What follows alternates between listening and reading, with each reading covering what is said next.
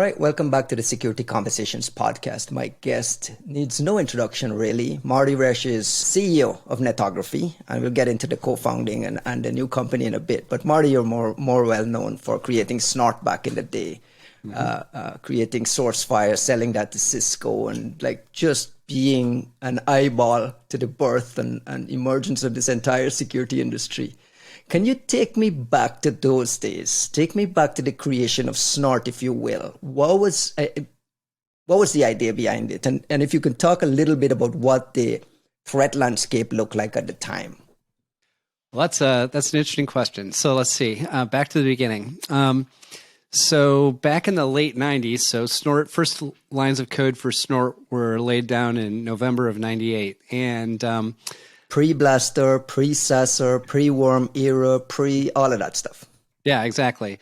So buffer overflows were a big topic of conversation, and there were theories about how wormable things would be or not.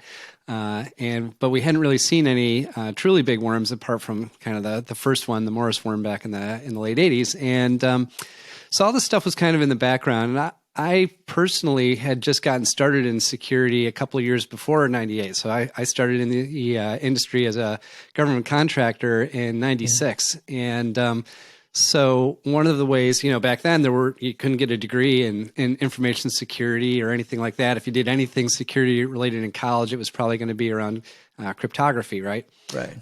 Or maybe information theory and stuff like that. So we all had to teach ourselves back then. So one of the ways that I liked to teach myself, because my engineering background is kind of what drives a lot of my thinking, is writing my own tools. So I went and looked at other people's open source tools and kind of saw how they did stuff. But for me, like doing, you were already a coder. You were already a coder working in government service. Yeah. Okay. Yeah, so I graduated in the early 90s with a computer engineering degree. So, I actually coded professionally. Before I did government stuff, I did, contract engineering, and I worked for a little software company and stuff like that. So I have kind of this. When you think back to like the late 90s, right around that period, this is pre-malware, right? Mm-hmm. Pre-ransomware, pre all of this stuff. What are you defending against? What was the big attack surface or the big attack attack vector at the time? Well, we knew about buffer overflows. They were a real thing back then. Right, but this was just a lot of theoretical academic research into memory safety issues. Mudge had his famous paper, like right around that mid to late 90s. There was a lot of academic issues around this. So this was when governments were big organizations were starting to pay attention to this coming down the pike, right? Yeah, exactly. But some of the earliest rules in Snort were for detecting no-op sleds, for example. So maybe not necessarily picking up the buffer overflow itself, but for picking up the NOP sled that was indicating a buffer overflow was in progress. So the thing that really got me writing Snort in the first place, besides just teaching myself the security discipline by writing the tools, was I just wanted to keep tabs on what was going on my home network while I was at work during the day. So, I had a cable modem and I had a computer set up. I wasn't on a switch network. We had hubs back then. And so I'd kick off Snort in the morning and I'd go to work, and then I'd come back at night. And this was back before Snort had a detection engine. It was just doing packet logging. So I'd log dump the packets, and then I'd dig through the directory structure, looking at like who'd been knocking on the door while I was at work, because networks were much quieter back then too. We didn't have all these really chatty services and things like that. It was kind of interesting. You'd pick up people knocking on the door, port scanning and ping sweeping and stuff. So that was still a thing back then. Back then, that was the thing, right? There was a lot of activity around port scanning and that kind of noise. Yeah, and you can see, so I'm in Central Maryland, which means there's a lot of security people floating around here by one way or another. So, you can see the neighbors port scanning periodically and things like that. It was kind of interesting. But what happened was I decided, after playing with Snort for a month, I decided I would release it as an open source project. Because the other thing you got to remember back in 98 was that open source was getting much more on the radar of kind of enterprise computing, and the larger computing scene was early days though. Mm-hmm. Like, why did you decide that? Did you already have ambitions to turn it into a product? did you none of this at all? This was just kind of tinkering and figuring things out on your own. Yeah, I thought it'd be fun.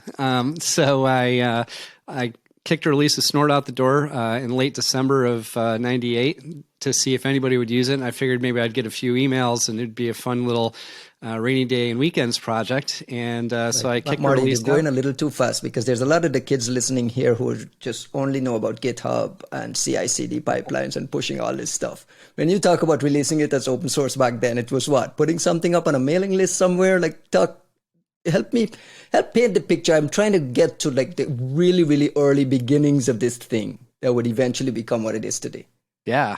All right. So back then, the big tool site was called PacketStorm. So right. PacketStorms where all the fresh exploits were, and it was also where all the new tools were. So when an exploit came out and it was actually released, PacketStorm was the place. There were a few other sites like Technotronic and stuff like that, but PacketStorm was like the main clearinghouse for new tools as well as new exploits. So I would farm the exploits to look for network-based attacks that I could run into Snort to figure out how to detect them, for example. And there were tools like Snort on there, and Nessus was on there, and some of the other early security tools, open source security tools were on there as well.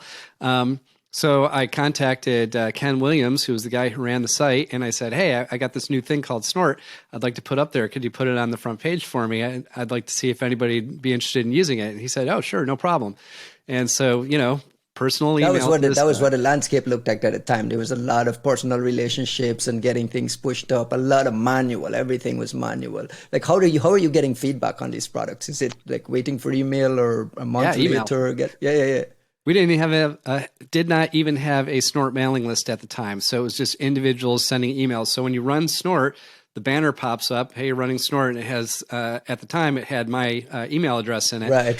So, copyright Martin Roesch, Roesch at whatever, clark.net, I think it was back then.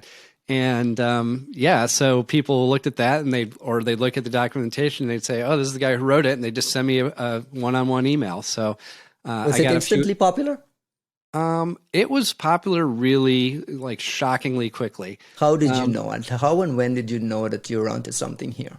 The first real inkling that I got that things were percolating was probably in the summer of '99. So the way Snort releases work, because I had a day job, so this is like 6 to 8 months after I started writing. This is a hobbyist thing that is taking on a life of its own. Yeah, exactly. So the summer of '99, I was the way Snort releases happened was, I'd work my day job, then I'd come home, and after dinner and whatnot, I'd go to my computer room and I'd crank out releases of Snort. And I had my hand built computers there, running all the different versions of BSD and Linux, and I had like some secondhand Sparks and things like that running Sun OS. So I can do cross-compiling to make sure it was portable. And when I would do a release, I would kind of get to a point where I was like, okay, I'm at a point where this, there's enough new features here and stuff like that. And I've tested it sufficiently and written the documentation and things like that. So I bundle it all up in a tarball and throw it back out to PacketStorm and a couple other sites. By this time, Snort had gotten notable enough that there were a few sites that were carrying it. So I'd send out several emails with the tarball in them that said, hey, latest release of Snort, feel free to put it up on your site. And then I'd go to bed, and this is usually 2 or 3 o'clock in the morning when this release got pushed out the door. I'd go to bed, and I'd wake up in the morning, and I'd have a few emails, so, like this feature. You're starting to feel traction. You're starting to feel energy building around it, right? So in the late summer of '99, I did a release of Snort that I didn't QA very well. So like I was tired and I was like just done and I was just like, here, take it. And I kicked it out the door and I woke up in the morning and I had like 50 emails. And it was like, Snort's broken. It doesn't compile here. It doesn't work there. This feature's busted, blah, blah, blah. And I was like, holy cow, where did all these people come from? Right. So, you had to break it first to realize who were like using it and relying on it. Yeah, exactly. So I stood up the Snort mailing list shortly thereafter, like a couple of days later, to try to start coordinating the bug reports and QA and started to do this iterative release. We had a public CVS server at this point, so people could check out the latest things that I had checked in and try them and compile them and stuff like that, because people were compiling their own at this time. You download it and you build it. and just to smooth out the feedback loop. And all of a sudden, like within a couple of months, there were thousands of people on the mailing list, and I was like, "Whoa, well, this is interesting." Was there ever an urge? Was there ever an urge not to go the open source route, or was it always in your mind that this was going to be the way it was? And then I want to talk a little bit about how you got into monetizing this and kind of building that model in the early days. Yeah, for me, building the open source thing. So early on in my, were you always one of those early open source advocates who were just like everything wants to be free? No, no. I wasn't like that. I was more of, I was really interested to understand it. So this, you'll see echoes of this in the Sourcefire journey as well. So I was interested to understand how it worked and, like how these things snowballed and progressed and things like that. So I was really interested in the journey as opposed to the destination. One of the things, and this is going to sound funny, one of the things that I kind of recognized early in my security career was that there were kind of two types of people in the security world. There were the guys whose names you knew, and there was everybody else. And the guys whose names you knew had different opportunities than everybody else and did different things than everybody else. And I thought maybe someday if I really play my cards right, I'll be one of those guys that everybody knows their name, and that'll be fun. But I didn't realize that Snort was going to be the trigger for it. And I wasn't even trying that. I thought Snort was just going to be this kind of interim step on my journey to doing something really relevant in security. But and the guys whose names we knew at that time were all focused on offensive security work, doing a lot of the sexy hacking things, right? Yeah, exactly. I mean, that those were the rock stars of cybersecurity back in those days. The defenders came along much later on, and people like you who made your name on defense came along much later, right? Yeah, I think so. Well, and the attack side guys, they became notable because they were pointing out, hey, there's some real flaws in these systems that everybody's relying on, and like something needs to be done about it. So while there was the true black hat hacker world, there were also the white hat hackers who were just trying to make security better, like the guys at Loft and so on. So yeah, it was kind of a fascinating time for sure, because there were all these debates going on about full disclosure or not, and what disclosure worked and didn't work, and how are we going to incorporate open source, and what about these open source licensing models, and are they viral, where they infect other software that touches all this stuff was being really hashed out in the late 90s and early 2000s. None of these answers were kind of written in stone back then. So yeah, it was a very Wild West kind of time. But yeah, I had no inclination that Snort was going to turn into a thing that really, turned my career into something that, that other than being, just Joe engineer. When and how did that switch get flipped? I mean, at what stage did you realize we can run a support business around this and create something really meaningful here? And what was that trigger for you? Well, there are two triggers.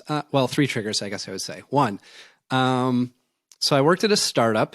I got recruited on the power of Snort. I got recruited to go work at a startup and build an intrusion detection engine for them. So this sounded really interesting and exciting after my government job, where it would take months to get customer feedback. I thought startup would be fun. I'll go do that. So I went there, and it kind of went for a little while, less than a year, and then it didn't go well. The company was really having a hard time. So I left that, and I started thinking about what I wanted to do. So I sent out an email to the Snort mailing list that said, don't contact me at this email address anymore. I don't work there anymore.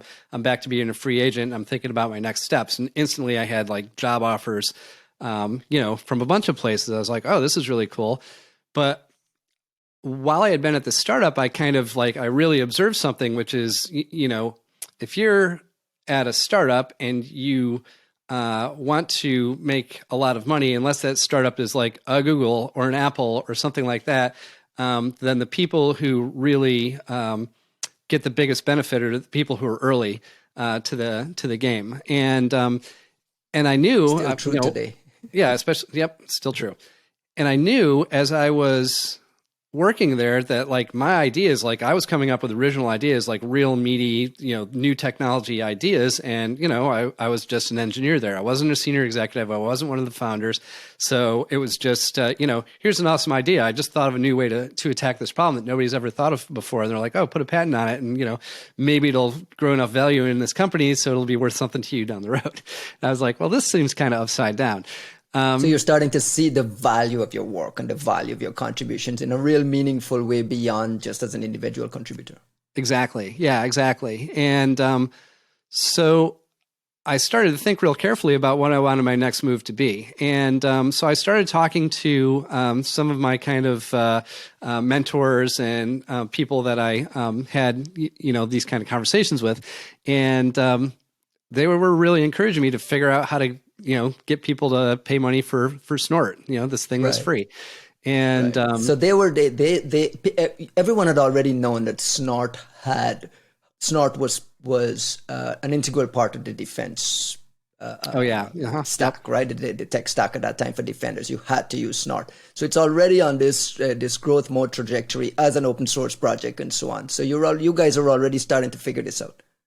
Yeah. Well, I'll give you a stat. This is one of the things that convinced me to go for it. So, as I was kind of mulling it over, I got, handed, so Stephen Northcutt was one of my mentors, and, he was great. And he was like, he, spent a lot of time brainstorming with me on how to like figure out how to get people to want to pay for Snort. And, one of the things he sent me was, the results of a survey that the SANS Institute did. So Stephen Northcutt was a head of operations at SANS, and SANS obviously is this big organization. And I was an instructor there for a while too. And he sent me the survey results. And one of the questions on the survey was this big survey, multi-question, stuff like that. One of the questions on the survey was, which intrusion detection systems do you use? And it had all the commercial ones, and Snort was also on there. Check as many as apply. Snort was checked 92% of the time. And this is less than 2 years from you first had line no inkling that this was the level of no, none at all. And I was like, holy crap, okay. Exactly. It's really one of those holy crap moments where the data is there and it's showing you the obvious sign that this thing is. Yeah, this thing has been massively adopted. And in fact, it is the most popular intrusion detection system on the planet right now. And already the Snort rule language had become the standard for defining network-based attacks as well. And I was like, well, I mean, if I don't figure out how to make money on this, somebody else is going to. So, and this is still the early 2000s, right? And then you guys were obviously aided by the Microsoft problems with security, which put it on the front page. The Gates memo and all of that stuff would come later on, right? Yeah, this was the fall of 2000. So this is .com bust as well is happening right around that time as well, if I remember correctly. Exactly. So, so those were the first kind of two things. I came out of the startup. I had a bunch of job offers. I was like, oh, I'm personally very marketable. And then I found out Snort is as popular as it was. I was like, at this point, I have a reputation of being a relatively humble person. At this point, this little voice in the back of my head says, you have world-class ideas. Go do something with them. And at this point, I also had one of the other conversations that was going on was there was a security vendor that wanted to buy Snort from me. And they're like, willing, cash on the barrel head, come work at the company. We'll give you stock, so on and so forth. And I finally got down to brass tacks and got a real offer on the table. And I just thought, well, if it's worth that much to you, it's probably worth a lot more. I had a business model in mind, and I decided to just go for it. So in January of 2001, I incorporated Sourcefire with the business model of building a value-added platform around the open source core, what's basically called the open core model now. Back then, it didn't have a name because nobody had really done it before. That's what I was going to ask. When you say no one has really done it before, there is no model for you to mirror. There is no mimicking at that time. Nope. Was this just your own inkling that, there's a services model, there's an entire thing that I can build around this? Like, how did you come up with this? Well, so I understood something kind of fundamentally about Snort that I think a lot of people, it wasn't obvious to other people, because I talked to a lot of people about it. I want to do this business model. And I had a variety of feedback. Most of it was that won't work. And the business model, what I understood was that Snort at the small scale solves problems, but Snort at the large scale causes problems. And the problems that Snort at the large scale causes are different than the ones that it solves. So if you solve those large scale problems, manageability, scalability, performance, automation, and support, if you solve those problems, then people will pay you for that, right? Enterprises will pay you for that. They want the function, but they want that function to be manageable, scalable, automated, performant, and have a support organization around it. So I decided that would be the model that we would build at Sourcefire. And so we went for it. I started the company in my house. So we were in my living room for the first year we were in business. Did you take in any seed funding at this stage, or are you bootstrapping it? Steve in Northcutt gave me money out of his own pocket to get us going. It was not a lot of money, but it was what he had available. And, I gave him a little chunk of the company for that. And we operated on that money for 10 months. It was about $100,000. So I don't want to derail the flow of this, but it's something you mentioned about just coming up with the confidence that you had. You know what? I have these brilliant ideas. And the notion of confidence, especially among entrepreneurs, and not inferiority. There's a phrase for it when you don't believe that you belong. It's imposter syndrome. Imposter syndrome. Yeah. Imposter syndrome is something that happens to a lot of young entrepreneurs and early stage entrepreneurs at this time. And I'm bringing this up because my audience is a lot of startup founders, security startup founders who really want to think through these things. When you talked about that switch that said, you know what, I'm onto something here, and my ideas are actually quite brilliant because look at what's happening here. Was that imposter syndrome? Was that just your own modesty? Or is there a trick to getting over that hump? I don't know that I would say that there's necessarily a trick to getting over the hump. I think it's, to some degree, it's self-awareness. So I always have a healthy dose of doubt in the background. And it applies to everything I do, both, people bringing me stuff as well as me coming up with my own stuff. And one of the things that I've learned over the years is to kind of trust my inner voice and trust my my thought processes, because I'm a fairly thoughtful person, and when not so much methodical, you're methodical about thinking. Yeah, methodical, things through, I think things through for a while before. Like this business model, I thought about for months before I tried to do it. And I don't know anything about creating business models, but just made sense after your analytical thinking. It just made sense. There's always a part in the back of me that constantly reminds myself there are people who have built businesses, big, valuable businesses over the centuries, that didn't have any idea what they were doing either, and they did fine. So the important thing is to take a step and then take another step and evaluate, how you're doing periodically and have that confidence. You bring your, plenty of people will tell you you've got bad ideas and you're terrible at this. Very few people will tell you you're amazing at this, keep going.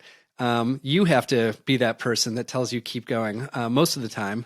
And it's funny because on the day-to-day, when you look at what you're doing, none of it ever really seems like it's very big and momentous. It's only when you look back that you can see the big and momentous things that you did. Right. So the important thing is just to take the next step, take the next step, take the next step. The world will let you know if you're completely off base. That's very obvious. The company runs out of money and has to shut down. Okay, right, not great ideas.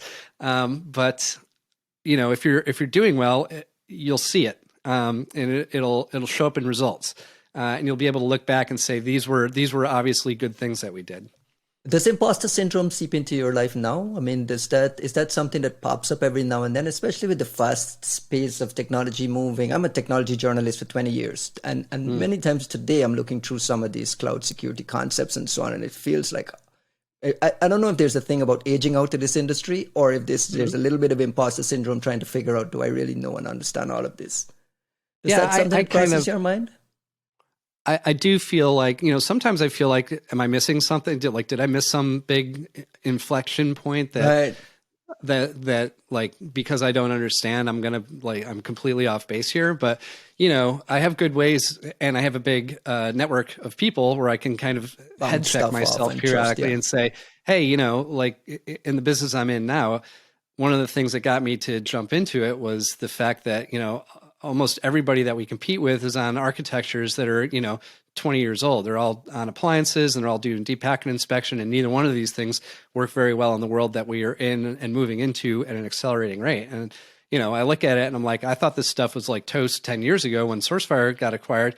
And here we are, and none of it's changed. So did I miss something? Right, right. So that pops up occasionally, and a lot of the time you have to do smell check with your own internal network and your own kind of peers, right? Yeah, exactly. Let's go back a little bit too. So now you guys are off and running. You're creating this company. Can you talk a little bit about what the competitive landscape looked like at the time, and how long did it take before Sourcefire was a going concern where you're starting to see the IPO down the road? Like, what does that look like? So let's see. So when I got the company started, the big gorillas were like ISS and Cisco. Right. That was Rob. Internet Security Systems. Rob was creating this Black Ice stuff over there, right? Yep. Yeah, Black Ice and Nate Lawson with Real Secure before that and stuff like that. Right. And they also had their vulnerability management business and all that stuff, right? So they were a big company. And then you had Cisco, who was a gorilla. And there were a few others like NFR and Intrusion.com and things like that. So, some golden oldies. So, I got the company going, and we had a friends and family network right out of the gate because of Snort, right? So Snort laid the playing field for the company very quickly. So even when I was literally selling only over the phone out of my house, doing shipping and receiving in my front hallway and builds in my kitchen, like literally building appliances out in my kitchen, we had real customers. Our first 4 customers were PricewaterhouseCoopers, Intel, SAIC, and International Paper. That it came out of the Snort community came out of the Snort community. Like, we didn't have any marketing. Our entire marketing budget was my .sig file in the bottom of my emails on the Snort mailing list. It's crazy to think today, right? Yeah, right. And we had no funding. Like at this point, we were still operating on the $100,000 that Stephen Northcutt gave me out of his own pocket. So, and credit cards. So, we're doing these builds in the house and shipping and receiving out of the front hallway. And I'm taking phone calls on my back deck because I had a 6-month-old daughter and I didn't want people to think we weren't a real company if she started crying. So, real startup drama, right? Like real startup. Then we sell these big deals. We sell these 6-figure deals, 4 6-figure deals in a row off my back porch, basically. And up to that point, nobody would give us the time of the day in the venture capital world, especially because, it was the .com crash was in progress. Right. But were you trying to raise? Were you like already investigating the options? I was investigating it because it became very obvious to me that if we didn't have enough money to compete with companies like ISS and Cisco, we were just going to get bulldozed. You can be the best kept secret, but that's not a great thing to do in the enterprise security world. We were doing these crazy deals out of my house, and then all of a sudden the venture capitalists started saying, "Oh, geez, you can sell stuff that's free. Tell us more." Right. When did you take the first round of funding? How old was it? Well, Sourcefire was 1 year old. It was in February of 2002. Oh, okay.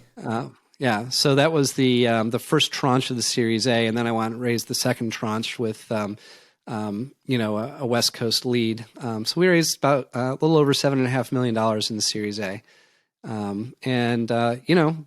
once we had that, started hiring and bringing in talent, and moved out of my house into an office, which was nice, and started turning it into a real company. And when I knew that we were kind of on the path to an IPO, I mean, there were some tumultuous moments, right? So the IDS to IPS transition happened in 2003. Right. Can you talk a little bit about that as well? Because there was a lot of doubts about the viability of Snort and the viability of Sourcefire around that time. I'm pretty sure you're familiar with those conversations about this shifting dynamic. Yep. So, funny story. The first kind of real world deployed prototype of intrusion prevention actually happened on the Snort engine. It was a set of patches that someone submitted to me, and I was like, I don't know, because the signatures weren't really very high fidelity in a lot of cases. So with the false positive rate, what are you going to block on? Right. That kind of thing. So I was like, I don't know. Visionary, right? So, speaking of imposter syndrome. The whole idea was kind of prototyped on the Snort engine. I poo-pooed it. And then, a couple of years later, it shows up as tipping point and introvert. And I was like, what the heck? We were kind of caught with our pants down to some degree. And it was a 1-2 punch, right? So you had these two companies that came out with hardware accelerated intrusion prevention systems. And you also had Gartner coming in saying, well, intrusion detection. Setting the category and putting an acronym on it, right? Yep. Exactly. Intrusion detection is dead meat. Intrusion prevention is the way of the future. And, and here's 2 IPS vendors and everybody else is kind of like, good luck. And, yeah, and I was like, holy cow, what are you talking about? Intrusion detection's not dead. Come on, you're killing me here. Feed my kids. Right. With this business. And, yeah, so it was like this really tumultuous thing. And I was like, well, let's go look at what we did with Snort to get it to be an IPS back then. So, we started like coming up with a plan to come up with an IPS. And at the same time, I had an idea for another technology that turned out to be Sourcefire's big differentiator. So we had to execute 2 things at the same time. One was build, turn Snort into an IPS engine. Did that require complete re-engineering, or you already had the plumbing in place to be able to get that done easily? It's not really re-engineering because it's the same detection logic, same streamer, something like most of it is exactly the same. It's kind of where you plug into the network adapters and what you do when you see something you don't like, right? Let me ask a stupid question right here, especially as it relates to the Gartner setting the category. Did that force you to pivot, or did that help you figure out that you had to pivot? Because there's a lot of entrepreneurs today creating technology and building products for a category that Gartner has already defined, rather than just kind of building for what the buyer wants. And there's that, there's that balance of trying to figure out how do I follow whatever where do I follow the industry is growing? Do you feel at that time that Gartner forced you into it or helped you get there? That's a great question. I think I pushed back against Gartner. Like we had a not very nice public fight over the future of intrusion detection back then, and they weren't entirely wrong either. It wasn't, but everybody it could have been done better. Like everybody could have done a better job. I'll just put it that way. You feel like as an industry we lost a lot of resources or wasted a lot of resources in not getting it right from the early days? I don't think so, because there's kind of, there's the art of what's possible with the technology that you've got, right? So you have to get networking technology to a certain point before you can do something like intrusion prevention, because doing deep packet inspection at speed with high load, enterprise loads and stuff like that, there's a lot of compute memory that's required to do that. And, we were on x86 architectures, not on custom ASICs and stuff like that. So we were kind of beholden to the Intel architecture, and we made our bet on that being the way to go, which we turned out to be right eventually, but it took a while to get ahead of the ASIC guys and the limitations of ASICs. So I don't feel like we wasted a whole bunch of time and effort kind of getting from point A to point B. I do think there's a mix of Gartner kind of defining the market and kind of forcing our hand to some degree, because customers started saying, well, what are you doing about intrusion prevention? Because that's what they're reading from them on the one hand. But on the other hand, there's also customers who are saying, we're going with this because, the tipping point box doesn't see everything that you guys see, but what it does do is it blocks 100 things that are definitely bad. Right. And you don't block them. You require us to go deal with it. And it's like, okay, I get that. So I got customer push, and I also got, I'm hearing it that, you got to do something about this. So we built IPS into Snort, and we built this secondary technology called real-time network awareness, or RNA, and to drive context into Snort, so that Snort got a lot smarter about its environments. And when we finally came out with our IPS product, we were actually highly differentiated, and we had a lot of great things in our corner, which turned us into the company that we turned into. And still pre-IPO, right? Still pre-IPO at that time. The IPO we didn't IPO until 2007. Right. Yeah, so it was a year after March of 2007, a year after the Checkpoint deal got shut down. We'll get to that in a second, but I want to talk about the 2000s, the early 2000s era, and the era of the Windows War. And we talked about, the Gates computing memo and all of that stuff around 2000. How much did that help, pour gasoline on this fire of a cybersecurity industry? And were there ever a tendency to want to focus on re-engineer for what's happening, pivot the company in any way? Typically, no. So one of the things that I always try to really focus on and pay attention to from an engineering perspective is there's the design and architecture for the moment, and then there's the design and architecture that will always be relevant. And building something that will always be relevant, like Snort, we're 25 years into Snort almost, still relevant because it's a classic architecture. Like, it does what it does. It does it very well. And it was always built to be something that's, that works on any IP network. So we never engineered, or rarely engineered for the moment, always engineered for the long haul. And I think, if you're going to build a company, my attitude about building companies is that you always build the best company that you can. So people ask me, hey, Marty, you're going to IPO, you're going to sell it. What's your goal with the company? My answer is always the same. I build the best company that I possibly can, and good things will happen. And that's, and that's it. So from a shareholder standpoint, there's going to be increasing value, and that's, what you need to know. From a team standpoint, we're going to build cool things and stay competitive in this market and be good to this team, while we build this company. So yeah, I've never really, you get forced by trends like IPS, next gen firewall. There are market forces that force you to respond, right, or force you to get out in front of them, like EDR. And then there are, kind of the classic assumptions, we're going to build this way because this will always be a relevant way to attack this problem. When you think back to those days, are there any regrets, anything you missed, anything that still gnaws at you? Ooh, well, I mean, there are things that gnaw at me, like, the data management backend for our central management platform was like a boat anchor that we had to wear for, 18 years because, we kind of chose poorly in the early days. I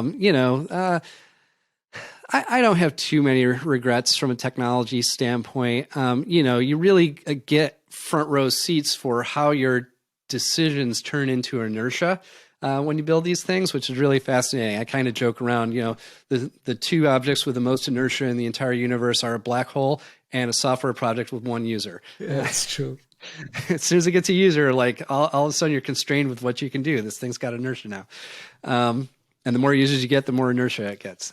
So yeah, it's really kind of fascinating how the projects develop and how the early decisions that you make impact the, what you can do down the road and things like that. I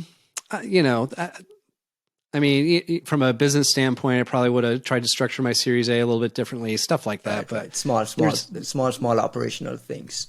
The IPO came right before another market crash that would happen in 2008, right? So you kind of timed it almost perfectly. Can you talk a little bit about like what the public market looked like for cybersecurity companies at that time? And the IPO process, was it a smooth, straightforward thing for you? Okay. As I barely remember any of this. I remember writing about you guys IPOing, but I barely remember off the top of my head like what the landscape looked like.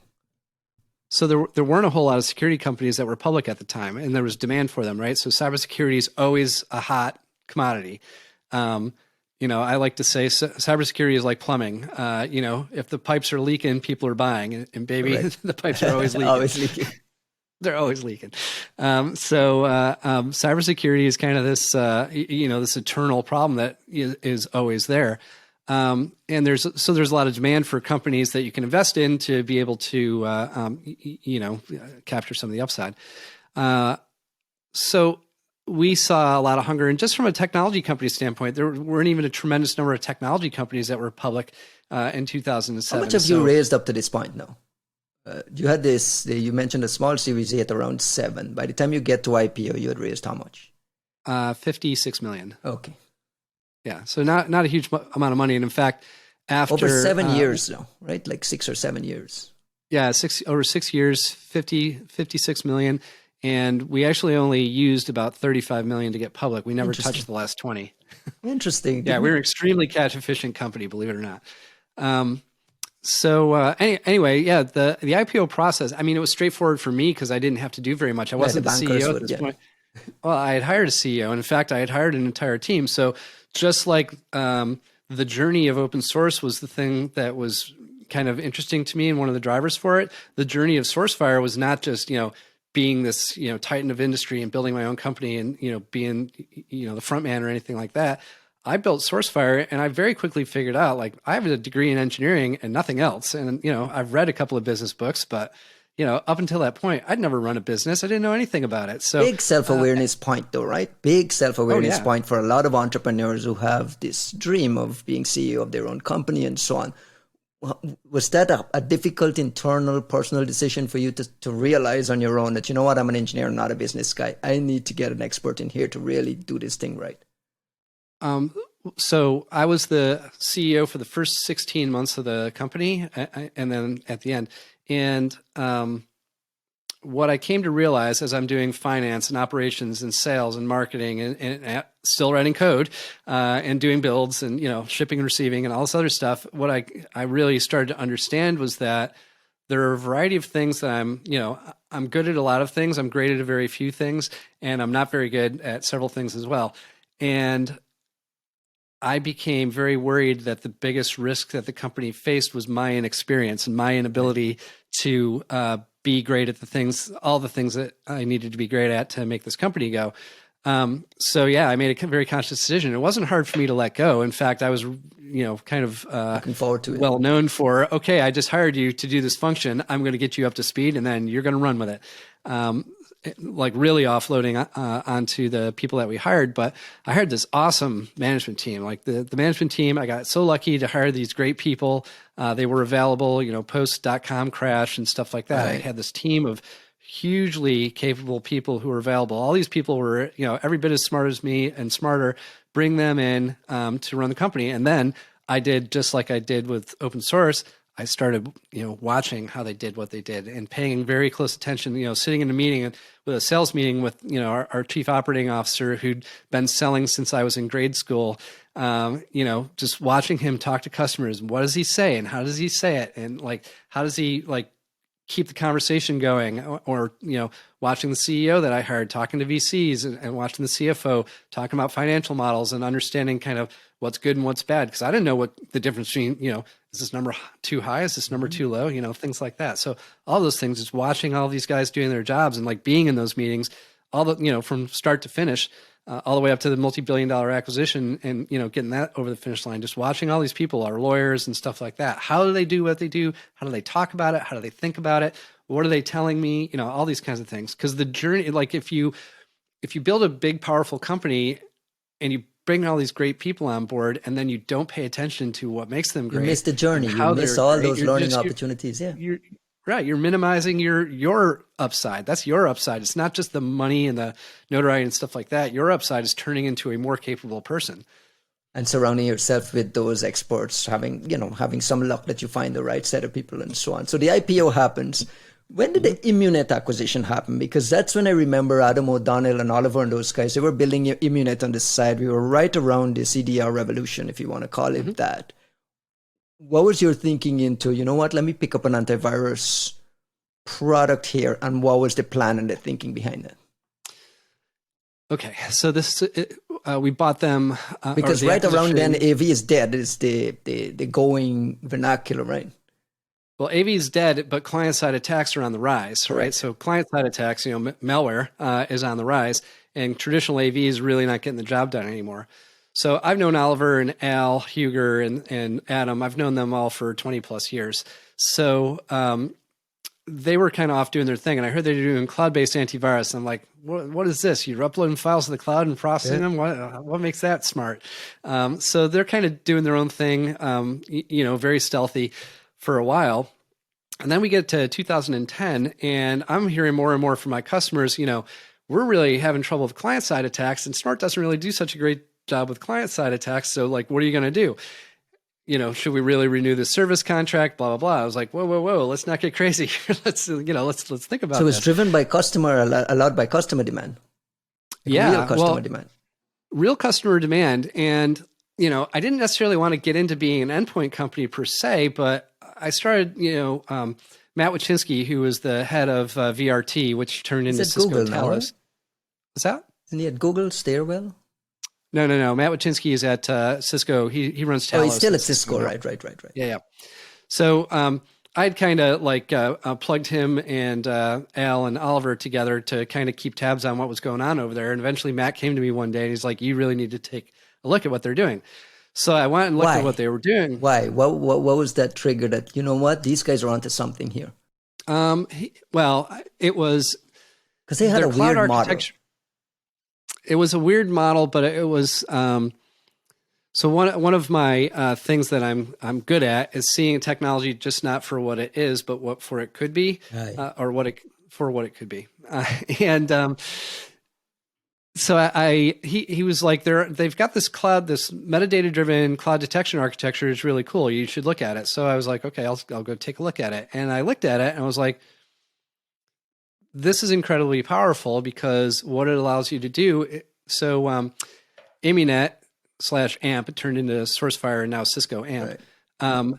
That technology has a write once, detect everywhere backend. So what that means is I can define detection one time in this cloud backend, and it applies to the entire global deployed footprint across all my customers automatically, instantly. That's how all AV do it now. But back then, this was a revolutionary thing to have this crowd model, right?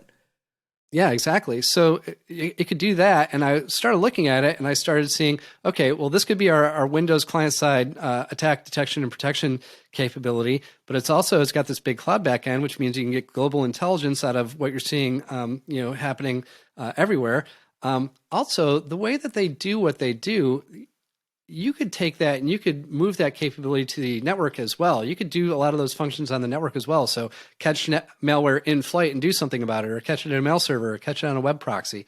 And that'd be really interesting. So I saw all these possibilities. You can put it on Linux, you can put it on Mac OS, and you can build this really powerful anti-malware capability that has these global capabilities on this. And I was like, we got to have it. So I went and I talked to my CEO and I talked to my board and I talked to everybody and I said, we have to go buy this because this is the other piece that turns us into a multi-product company that is going to be more than just, IPS and GFW. This is going to be, the thing that turns us into a much bigger footprint company. So they listened and we pulled the trigger. So it was the last week. It was basically right at the beginning of 2011. And made it a more complete product. Happened. Yeah. And we brought them in and they just supported Windows at the time. They were very, very small. We bought the company for $20-something million and a bunch of Sourcefire stock. Sourcefire which became Cisco stock, and then everyone got, Well, at the time, Sourcefire stock was trading at, 22-ish. Cisco acquired us for $76 a share. So they got a lot of upside there. And then that $76 a share has doubled since, at least at Cisco. So good deal, right? Prior to the Cisco acquisition, which was a $2 billion cybersecurity acquisition, long before Duo and Okta, you guys did it first. You were approached by Checkpoint, and you had agreed to a deal with Checkpoint, an Israeli company that agreed to acquire Sourcefire. And that became controversial, very, very controversial off the bat. Can you kind of paint a picture of how that went down? Are there any fun stories about the government calling you late at night? Well, not so much the government calling me late at night. So what happened? So they came in the summer of 2005. So Sourcefire is a 4-year-old company at this point. We've got our IPS out. We've got RNA out. So, we've got a differentiated product and we're making progress in the market. So that was good. They were seeing customer demand for an IPS, please build an IPS. And I think they had tried to do their own internally, but it was, it wasn't particularly well received. So we started talking to them and they put an offer on the table, $225 million cash deal. All cash, right? Yeah, not bad. The board decided to take it and, we were going to be acquired by Checkpoint. So Checkpoint's a public company at this point. There's an announcement, this is in the paper. Did you know off the bat this was going to be controversial? Did you guys go into accepting that offer thinking to yourself, there might be some national security ramifications here? Okay. Well, there's one funny story here. So, we have the big party, the announcement's out there. A few days later, I'm, in the CEO's office, Wayne Jackson, our CEO at the time. I'm in his office chatting with him, and I'm like, so Wayne, I'm not that I'm counting my money or anything like that, but so how does this actually, what are the next steps in this to get it closed? And he's like, well, there's two big regulatory hurdles we have to get over. There's Hart-Scott-Rodino, which I think will be easy. That's an antitrust thing.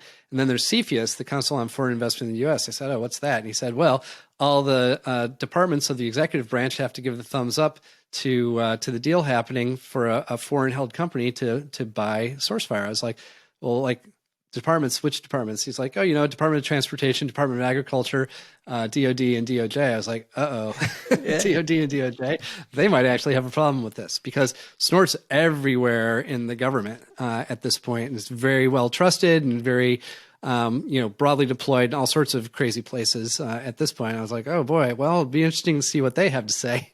And what they had to say was, what are you doing? No way. Did you understand it at the time? Was that a disappointing thing to deal with, or did you understand the ramifications that they had seen? And this is relevant to today because now there's a lot of sanctioned stocks around cybersecurity companies and international companies doing business here and who owns what and who's getting kicked out. And it's just become a top of mind thing, but you dealt with it back then. Did you understand it from their perspective, or was that a really super disappointing thing? Oh no, I understood it. I understood exactly what their issue was. If you're concerned about who owns a piece of software that's widely distributed, if it keeps coming off snort.org. Most people don't lift the hood and see what's going on in the open source engine. They just download it and go. So it's kind of funny because I joke around sometimes, and every once in a while, especially when I'm talking to government people, they're like, "Do you have a clearance right now?" And back 20 plus years ago, I had a clearance, but I don't anymore. What I usually respond is, well, no, I don't have a clearance, but the U.S. government trusts me personally, like they trust few other people on planet Earth. Absolutely, and you have a lot. There's a lot of your own credibility writing there, and a lot of Snort's trust, like you mentioned. It was this trusted thing came on the back of your name and your own relevance. Right. Yeah, I didn't, I didn't personally your shareholders weren't happy about the... Shareholders weren't happy, but the stock didn't really go down substantively afterwards. It was, well, we weren't public at the time. Our shareholders were VCs. That's right. Right. So of course the stock didn't go down. Yeah, I think the investors were somewhat disappointed, but once you get one acquisition offer like that, there's a good chance, you're on the right track. You're probably going to be okay and build a real company. And what we did post the Checkpoint, deal getting shut down. So we announced the deal had been shut down in March of 2006. We immediately went out and raised a $20 million Series D round and then announced we were going to go public. Right. So we never actually touched the money in that Series D round. That was just $20 million of gunpowder, essentially, to quiet all the doubters who were saying, well, Sourcefire is toast. These guys, they're going to crash and burn now. We're like, oh, well, we just raised $20 million and we're going public in a year or so. And we did. Did you come close to selling the company to anyone else prior to that? Did you come close to selling the company to another big vendor? I'm trying to think, if it didn't land in Cisco's hand, where would it be today? No, we did not come close. We had a hostile bid for the company in 2008. Yeah, I don't know if you remember this, but Barracuda threw a bid out publicly. I don't remember this at all. Yeah, this was back when Sourcefire stock wasn't doing too well. We had kind of a bumpy start in the public markets. And so our stock price was trading kind of low and the markets were in turmoil. This is in the middle of 2008. So it's I think June of 2008. Crisis has just erupted and everything is collapsing. Right. And also we're hiring a new, we had publicly announced that we're hiring a new CEO, but he wasn't in the seat yet. So these guys fired in an offer and, we said, thank you, but no thank you. So yeah, that was it. And then, we had a few sniffs now and then, but nobody got serious about it till Cisco in 2013. And that was a no-brainer at that time. Because the price tag was surprising to external outsiders. You were not surprised by the price tag because at that time you guys were on a runaway train. Yeah, we were, our trailing 12-month revenue when we got acquired was something like 250 million. We were growing at 40%. Wow. And we had, we had IPS, and we had, the premier IPS engine in the industry. We had our next generation firewall technology, and we had the EDR technology that was just emerging at the time. So we were getting into a position to be a real powerhouse. So yeah, the price tag, we felt pretty justified with the numbers that we got. Did Cisco turn out to be the best and most logical, obvious landing spot for you? Do you think that's when you look back at the life of Snort, are you entirely happy with where it is today? I am. I don't really have regrets about it. Every once in a while, you always do the woulda, coulda, shoulda thing. You see the market expansion that happened from 2015 until the end of last year, and you're like, oh boy, it would have been nice to, control my own destiny a little bit more on that. But what are you going to do? Cisco was a good home for the people and the technology and the customers. Cisco's a really nice place to work. It's very good to its people. They have excellent benefits. The corporate culture there is, it's a huge company, but it's not like super dysfunctional or anything like that. It's actually a nice place to work.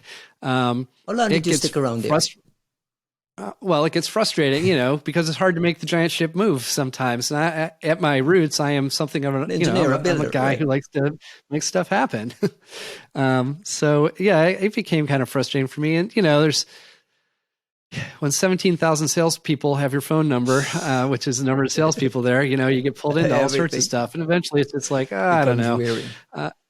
Yeah, I've been working for 35 years, since I was a teenager, and I was just like, you know what, I'm ready for a little break. So, I literally sailed off into the sunset until the pandemic hit. And here we are, because we're running out of time, but we got to talk about Netography. You're the CEO of Netography. What do you want with being a CEO of a startup in this environment at your age with all your accomplishment? Where do you find those juices? Well, so the thing that Netography has built is exactly the thing that I thought should be built if you're going to keep doing network-based security. So here's start the right funny there. stories. What have they built? So it's deep down inside, it's a platform for telling you what you've got, what it's doing, and what's happening to it. Sort of like an intrusion detection or prevention engine, sort of like a network discovery and mapping system, but it doesn't operate on packets. It operates on flow data. And as a result, it can take data in from all the different cloud providers. They all support flow data and all the on-prem infrastructure that people have in their enterprises. So it can give you one global picture of what we call the atomized network, which is kind of this, all these enterprises today have these atoms of presence and these atoms of compute that are scattered across the major cloud providers and in their on-prem infrastructure. And they have a really hard time of getting their hands around, just the basics. What have I got? What is it doing? What's happening to it? And what's happening to it, that can be it's under attack, or it's, not sending out packets and it hasn't been for a while, or, whatever. So each one of those those three categories, you open the lid of each one of them, there's a lot in each one of those categories. But the thing that really got me interested in it is that it's a metadata analytics platform on the one hand, but what we did with AMP, with EDR, I was really fascinated. Like, we bought AMP because the architecture that Oliver and Adam and Al built. And AMP is what Immunet became, right? AMP is what Immunet became. That architecture, that global detection backend, where you just update the backend and your entire deployed footprint globally becomes capable against that threat. It's incredibly powerful. And I spent years thinking about how would you do that, but for network traffic, network activity, because it only works on files and processes in the in the AMP world. But what if I wanted to do that on the network? And the idea for the platform I came up with, I never built, but I started advising the Netography guys back in 2019, and they built exactly what I thought should be built. It's got this, this write once detect everywhere backend, global, the global footprint is protected simultaneously, so on and so forth. So I thought, wow, these guys are, really on the right thing. And it's not an appliance architecture, and it's not doing deep packet inspection to do it. It's the right architecture. It's low friction. It's pure SaaS. There's nothing to deploy to make it work. And it can do these cool things that nobody has figured out how to do yet. And it's really powerful. So, I jumped into the company because I thought competitively, it was an architecturally superior approach, and nobody was prepared to compete with this approach to doing things. So I thought, we'd have a lot of room to run once I got in here, displacing existing vendors, plus just going into spaces with companies that recognize, hey, I do have one of these atomized networks.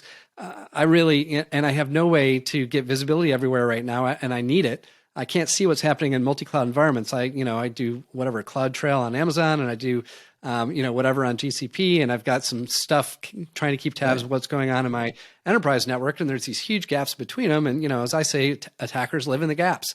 So we have something that's, got this gapless architecture, and it's very, very powerful. Let me ask you the obvious question. What is the Gartner acronym for this? Because I'm hearing, I'm hearing attack surface management, I'm hearing network discovery, I'm hearing, some sort of digital, like HD Moran is working on Rumble. I'm hearing some of that as well.